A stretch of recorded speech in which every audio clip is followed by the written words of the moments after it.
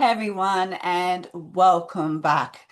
I just wanted to pop in and have a little chat about foundations and where to over these final stages of this particular reset, but also moving forward for the rest of the year. Really, let's talk about what you've already done because many of you have already started to move your body more. You're thinking more intentionally about the food that you're having. You're bringing in those reset parameters, making some changes to your normal diet.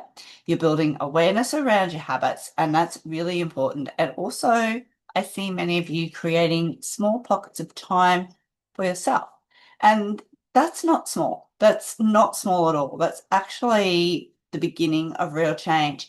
And it's also the place where people start to wobble because motivation can dip.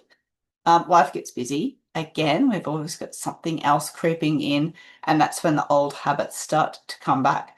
So, I want to talk a little bit about maintaining those habits that you've already started in a way that can actually last. And I want to normalize something because people actually don't struggle to start a program or to get going. Like the start line is usually the easiest place to find people. Struggle is actually the continuum and how to continue to stay true to the new values that you're putting on your health, or maybe they're not new, maybe they're just a reminder, but to me, that would say that the start line's been there many, many times. So how do we convert that start line into a long-term solution, into a lane way? If you think of a running track, it's the sprinter in me.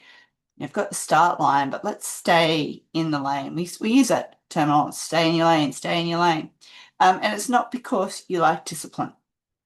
Life gets in the way. Sometimes, though, our habits or our plans were a little bit too big or unrealistic, and that can take us out of our lane. Our routines weren't flexible enough to allow for those changes, and that can take us out of our lane too.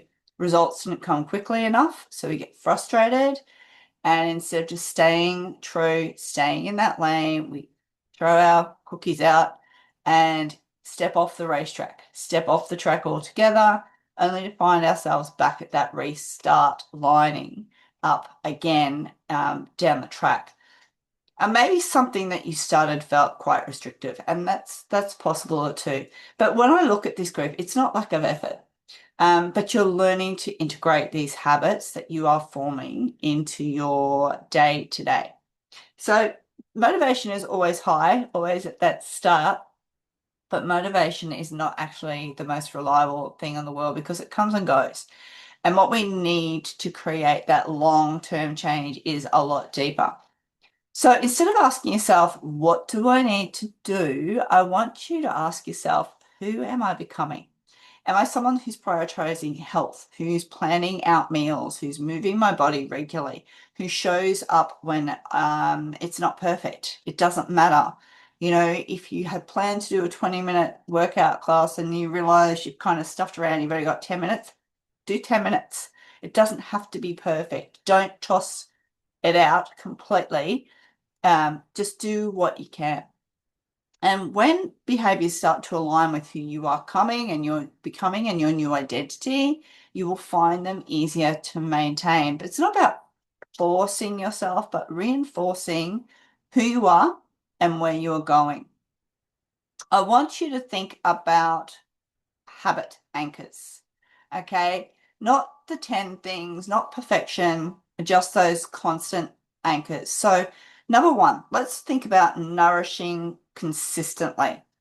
Don't skip the basics, okay? Protein at all your meals, plant diversity, making sure you're drinking enough water, reducing those long gaps between your meal, that time restricted eating. And at the end of the day, the question is, did I nourish my body? And how am I feeling about that today? And the good thing is, if you didn't do the best that you thought you might do, and again, we're not striving for perfection, but if you didn't get to exactly where you wanted to be on a daily basis, make the tweaks for the next 24 hours. Okay. Um, and what about movement? Same sort of thing, you know, let's remove the pressure. It doesn't have to be long, it doesn't have to be intense, it doesn't have to be perfect, it just needs to be regular. A walk, a quick quick workout at home, maybe some stretching, maybe it's just getting your 10,000 minimum steps in, because that consistency will build confidence and momentum, and you'll also feel better about yourself. It's something else you can tick off for the day that you've done for you. I want you to think also about protecting your energy. And this is one area that people really overlook. You cannot maintain new habits if you are constantly depleted. So think about how that could happen. If you have poor sleep, busy schedules, emotional stress, lots of demands on you, family, work, that sort of pressure, um, they will all start to erode your energy. So you need to be protective of your energy. So what does that look like? Maintaining good or developing good sleep habits if you haven't got to that part yet. Saying no is okay. Learn to say no. And I think particularly as women, we are very much, try and help everyone we possibly can, but it's okay to say no. And when something comes up for you, whether it's an email or a comment or something someone said on social media, don't react. Just take a few minutes of doing some deep breathing to bring that nervous system, that parasympathetic nervous system back in. Because when we're in that fight or flight all the time, a lot of other body functions shut down. Digestive system shuts down. The brain and the system thinks that we need to be on the run. And that's when we have more cortisol in our bodies as well. So start to find a way to diffuse the situation, getting outside in nature, getting your feet on the grass, get your shoes off. Says the woman who never wears shoes. Conference is always my hardest part, because I always have to wear shoes for like days on end. But getting your shoes off and grounding yourself, really, really important. And it's not selfish. Okay, it's just, this is foundational. This is finding the things that are really, really important for your foundation. If you have an imperfect day, and again, we're not reaching for perfection, but if you have a day that like things just fall off, you haven't failed, okay? You haven't fallen off the wagon completely. But maybe we can start adopt a bit of a practice of never miss twice. So if you have a day where you don't move, or your food hasn't been what it should be, or things just feel off, and that is quite normal, okay, then maybe it's not about doing extra the next day. It's not about, okay, I didn't do my 20 minutes of exercise or my 10,000 steps today, so tomorrow I have to do 20,000.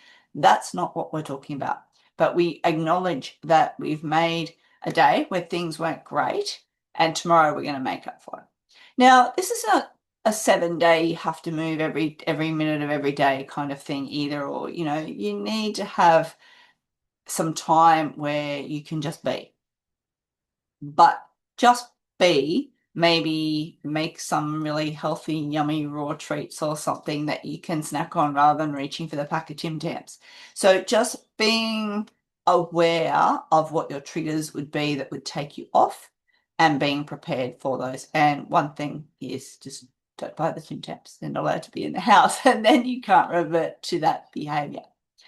Make sure that you continue to use this group to your advantage, okay? Even once ReSet 21 has finished for this period, this group is still there to support, encourage, to ask questions. And whilst we might not have a 21-day process every month, we do have the ability within ourselves to stay focused. And maybe within this group, you have found some like-minded people that you want to continue to connect with. And I would encourage you to do so within the group, because people watch, and maybe what you do in this group, maybe it's not at the forefront for everybody at the time, but when people come back and have that reflection opportunity, that can really help others out. And let us all be a cheer squad for each other.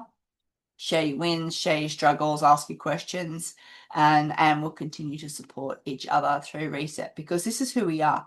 We are a Juice Plus community that is all about living well, eating well, supplementing well. It's about coming together as a community to support each other.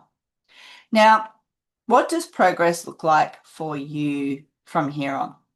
So We want to make sure that we can just consistently show up for ourselves, okay? Making those more intentional food choices, food planning, food preparation on the weekend will set you up for success for the week. That couple of hours of chopping up your veggies, prepping up some things for lunches, or, doing some slow cooker meals so that you've got not only meals for the week ahead, but maybe enough to pop into the freezer for reserve. Really, really important. And make sure you're noticing all the small wins. That's really important too. So as we move into this last phase of this particular reset, rather than looking at what results am I getting from this reset, I want you to think, what am I becoming more consistent with? Celebrate those wins. Those small actions repeated often are setting that foundation for long-term health. So rather than thinking of this as just our 21 days of resetting, I really would hope that you can see this as a foundational place to be your launch pad and to continue to come back from to when you come off that lane. So I hope that's helped. I hope that you have taken something from that, and I'd love to hear your comments. So please do post them below this recording. Thanks, guys.